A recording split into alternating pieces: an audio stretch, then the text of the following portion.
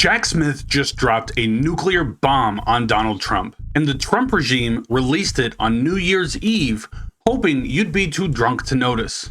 On December 17th, Jack Smith sat for a closed-door deposition with the House Judiciary Committee. The full transcript and video just got released today, New Year's Eve, and it is absolutely devastating. Smith didn't hold back. He didn't hedge. He didn't play politics. He laid out in crystal clear terms that Donald Trump is a criminal who should be in prison right now. Trump incited an insurrection. Trump used fraud to try to overturn an election. Trump endangered lives. And Jack Smith had the evidence to prove it beyond a reasonable doubt. But Trump isn't in prison. He's in the White House. And that's not Jack Smith's fault. It's Merrick Garland's. Let me show you the receipts.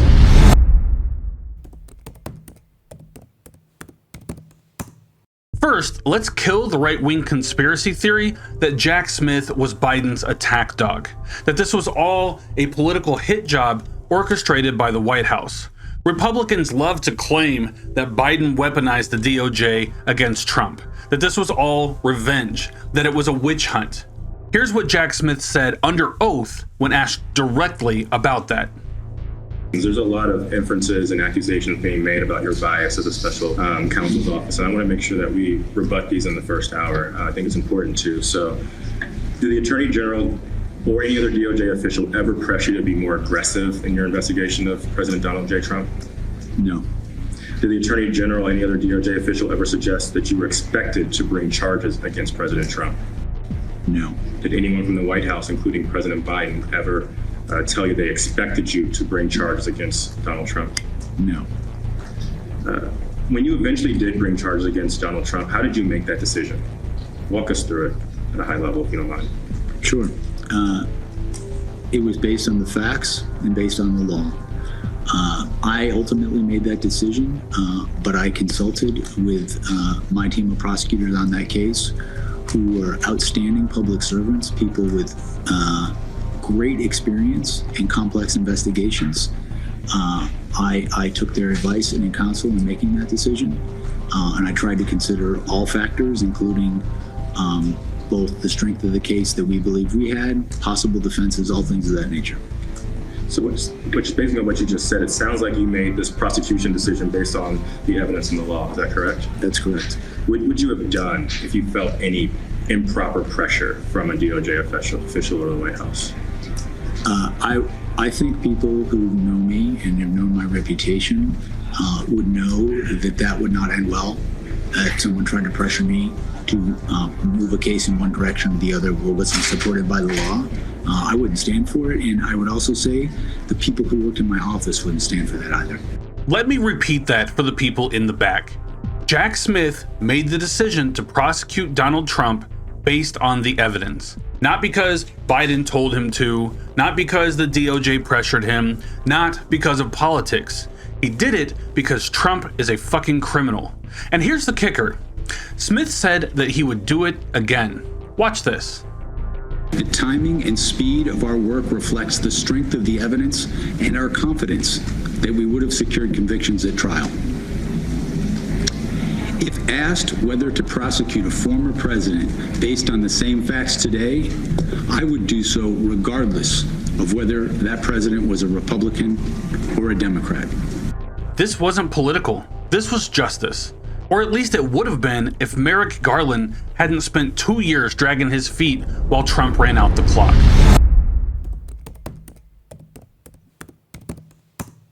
Now let's talk about one of Trump's favorite defenses.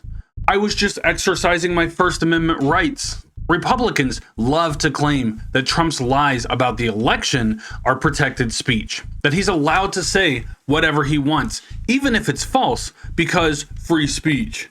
Jack Smith obliterated that argument. Watch this exchange. I do remember that we knew that a sort of First Amendment defense would be part of the case, and I think when I mentioned to you earlier about how to frame the case, we want to make clear that this was not about trying to interfere with anyone's First Amendment rights, that this was a fraud. And as you know, under Supreme Court precedent, fraud is not protected by the First Amendment. And so in my mind, it was important to make that clear in the indictment. And that's why when we litigated this issue before the district court, we prevailed. But the president's statements that he believed the election was rife with fraud, those certainly are statements that are protected by the First Amendment, correct? Absolutely not if they are made to target a lawful government function and they are made with knowing falsity. No, they're not. That was my point about fraud not being protected by the First Amendment. I mean, there's a long list of disputed elections. I mean, the election of 1800, 1960, year 2000, where candidates believe they were wronged by because they lost. And there's a long history of candidates speaking out about they believe there's been fraud, there's been other problems with the integrity of the election process. And I think you would agree that those types of statements are sort of at the core of the First Amendment rights of a presidential candidate, right? There is no historical analog for what President Trump did in this case. As we said in the indictment, he was free to say that he thought he won the election. He was even free to say falsely that he won the election. But what he was not free to do was violate federal law and use knowingly false statements about election fraud to target a lawful government function. That he was not allowed to do. And that differentiates this case from any past history. Let me break this down because this is important. The Republican congressman tried to trap Smith by claiming that Trump's statements about election fraud are protected by the First Amendment. And Smith said, absolutely not.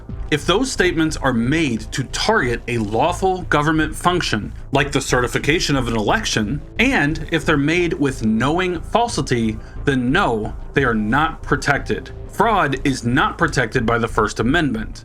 Lying to overturn an election is not protected by the First Amendment. Using false statements to incite violence is not protected by the First Amendment. And then Smith went even further. He said there is no historical analog for what President Trump did in this case. He was free to say he thought he won the election. He was even free to say falsely that he won the election. But what he was not free to do was violate federal law and use knowingly false statements about election fraud to target a lawful government function. And that's the key right there. Trump didn't just lie. He weaponized those lies to attack democracy itself. He lied to state legislatures.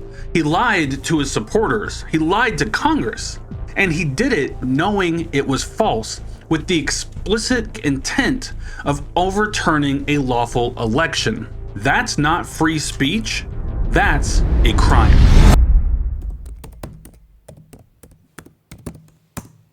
After the Supreme Court's ruling on executive immunity, Trump and his cult claimed he'd been exonerated, that the court had declared him innocent. Bullshit. Here's what Jack Smith said about that. Do you believe that the Supreme Court's decision on executive immunity constitutes an exoneration of President Trump's conduct in the months and weeks leading up to January 6th and January 6th? No. Would you just explain that for us, why you don't see that as an exoneration for what he did? Sure. I understand the Supreme Court's decision. And if I just go back for a second, this was an issue we litigated in the district court. The district court agreed with us. We litigated it in the Court of Appeals. The Court of Appeals agreed with us. We litigated it in the Supreme Court. The Supreme Court majority did not agree with us. They took a view of executive power that was more expansive than what we argued. I disagreed with it for the reasons we set forth in our brief and the reasons stated by the dissent in the case, Justice Sotomayor. But it is the law of the land. And what my office sought to do in responding to that was to follow the law and see, do we still have a case? And I think the evidence that we had after that decision remained powerful. I talked earlier today about state officials who put allegiance to the country before party. Those officials from Arizona, Wisconsin, Michigan, Pennsylvania, all those witnesses, right? All those witnesses would still be available to us. The heart of our case would still be available to us. And I think it's important to know that, well, our view was that he abused his authority in the Justice Department to effect as one way to effectuate this scheme. This was about him as a candidate trying to say he won an election he didn't win. And so having to frame this in that manner, obviously it limited some of the evidence. That's why we had to supersede the indictment. But I don't think it was an exoneration, because I still believed that there was substantial evidence that would allow us to prove the case beyond reasonable doubt. The Supreme Court didn't say Trump was innocent. They said that some of his actions might be covered by executive immunity, a made-up legal doctrine that this corrupt Supreme Court pulled out of their ass to protect Trump. But Jack Smith still had the evidence. He still believed he could prove the case. The only reason Trump isn't in prison right now is because the court gave him a get-out-of-jail-free card. And that's not justice. Trump is a criminal that belongs in prison. But as much as people like Pam Bondi and Kash Patel love to scream from the rooftops that no one is above the law, this just proves one thing: that Donald Trump is. Now we get to the big one, January 6th. Trump loves to claim that he had nothing to do with the violence at the Capitol, that he never told anyone to attack, that it was all spontaneous, that he's the victim here. Jack Smith destroyed that lie. Watch. So did you develop evidence that President Trump was responsible for the violence at the Capitol on January 6th? So our view of the evidence was that he caused it, and that he exploited it, and that it was foreseeable to him. But you don't have any evidence that he instructed people to crash the Capitol, do you? As I said, our evidence is that he, in the weeks leading up to January 6th, created a level of distrust. He used that level of distrust to get people to believe fraud claims that weren't true. He made false statements to state legislatures, to his supporters, in all sorts of contexts, and was aware in the days leading up to January 6th that his supporters were angry when he invited them, and then he directed them to the Capitol. Let me say that again. Trump caused January 6th.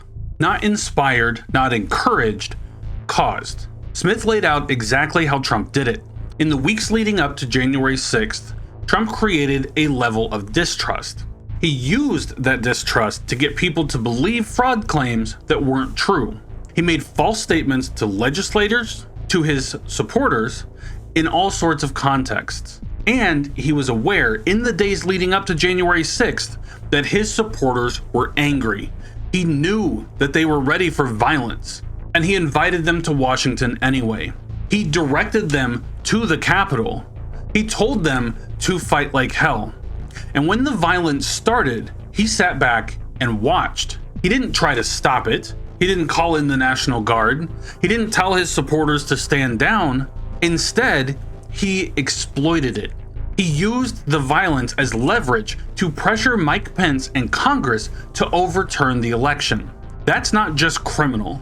When a crime rises to the level of betraying the country, especially by attempting to overthrow the government and an election, then it's nothing short of treason.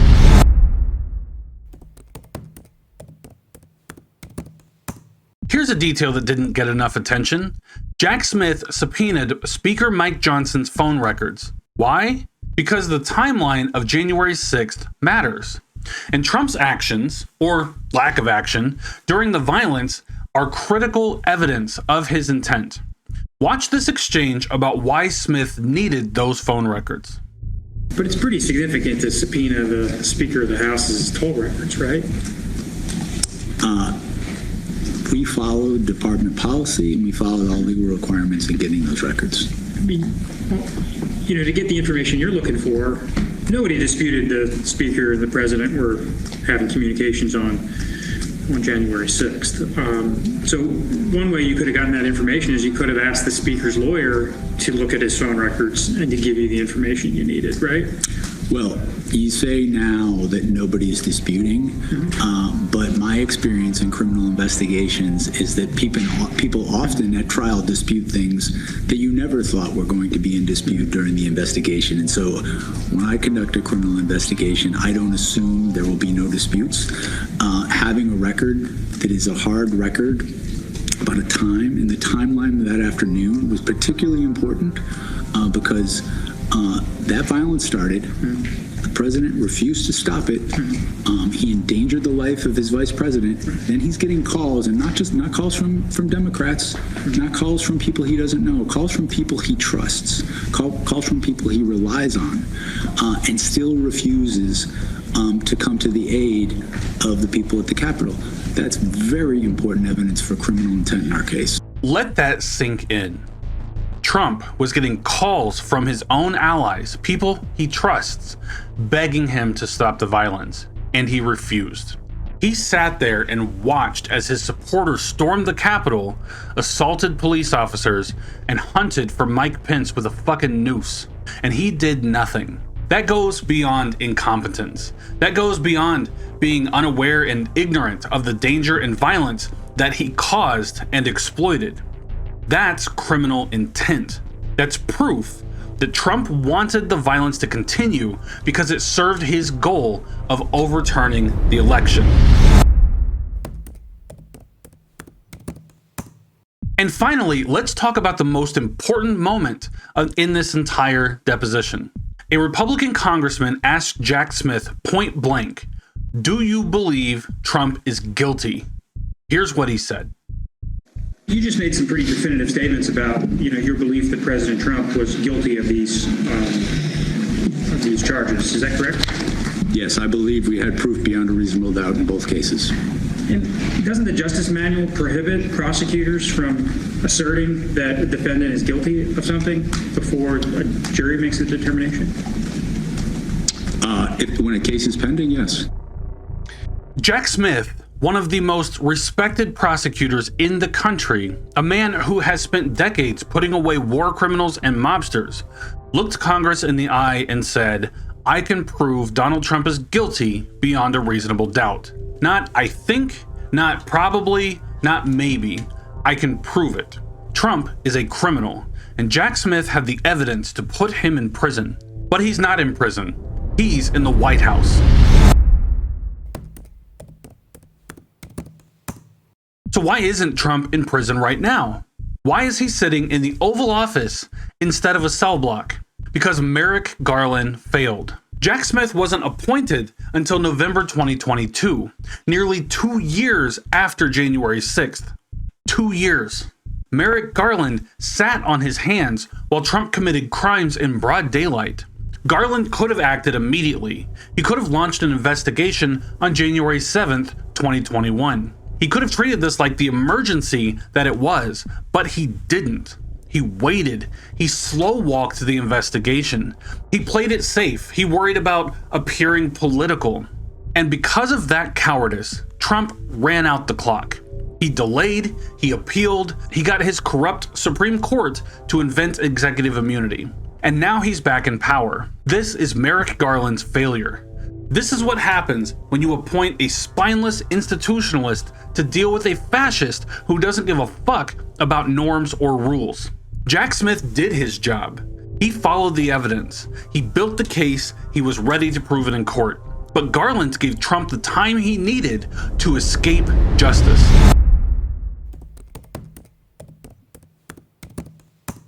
Donald Trump is a criminal. That's not an opinion. That's not partisan spin.